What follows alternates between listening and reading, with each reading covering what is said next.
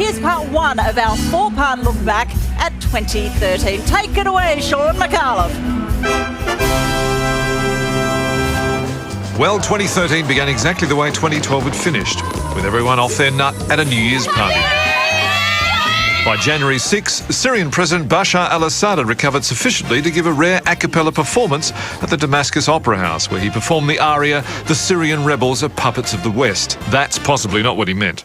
The first official portrait of the Duchess of Cambridge was unveiled to mixed reactions from critics. The portrait painted later in the year of the Duchess in childbirth was more widely appreciated.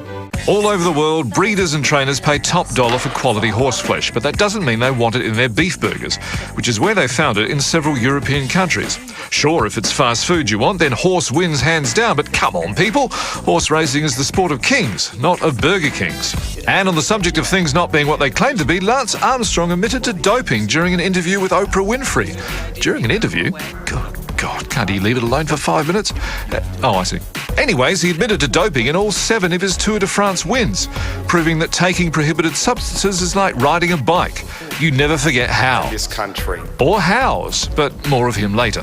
What a bunch of... January 19 and NASA's Curiosity rover discovers calcium deposits on Mars, giving scientists new hope of finding full cream milk on the planet. January also marked the 150th anniversary of the funeral of Burke and Wills, famous for crossing Australia from Melbourne to the Gulf of Carpentaria without claiming travel expenses.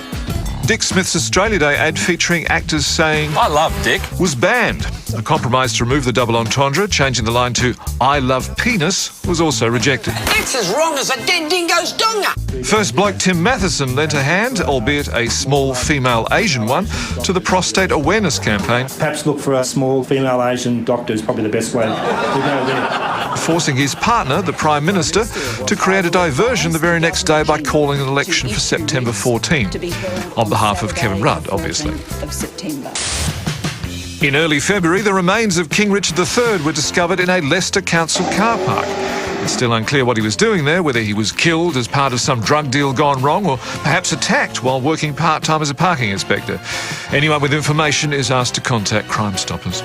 The Essendon supplement scandal broke in February. Back then, we didn't know which players were involved because none of the news footage was in focus.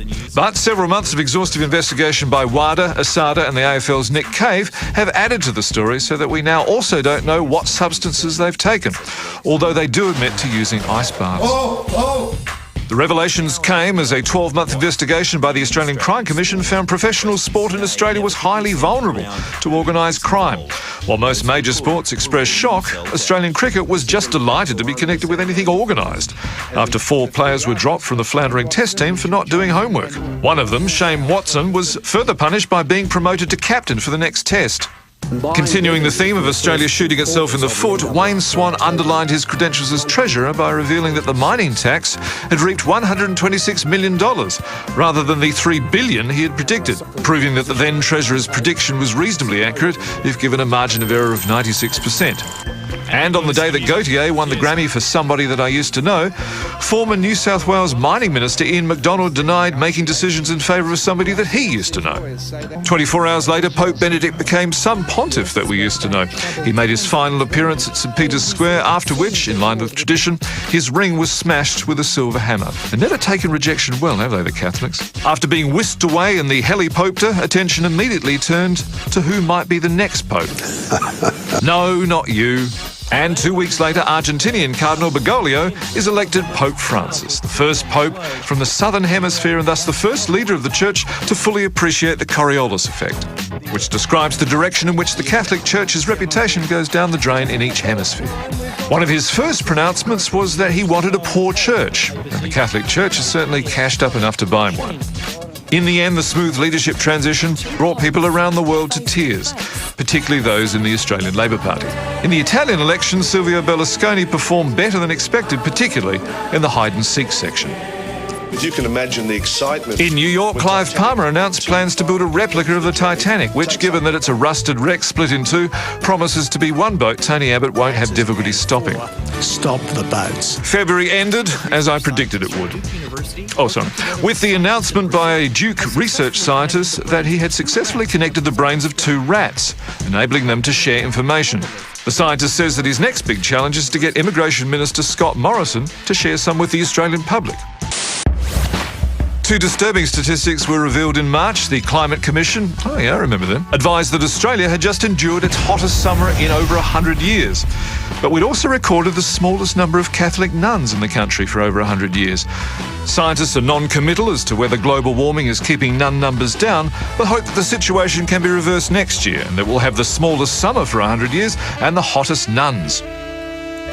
Meanwhile, as discontent in Labor government ranks continued, the Prime Minister refuted claims that her ministers were deserting her, on the basis that they would have had to have been with her at some stage to desert her. But ultimately, the undying love in Labor ranks for its former leader, no, not you, forced the steadying hand of elder statesman Simon Crean, who quickly called on a leadership challenge but forgot to organise a challenger.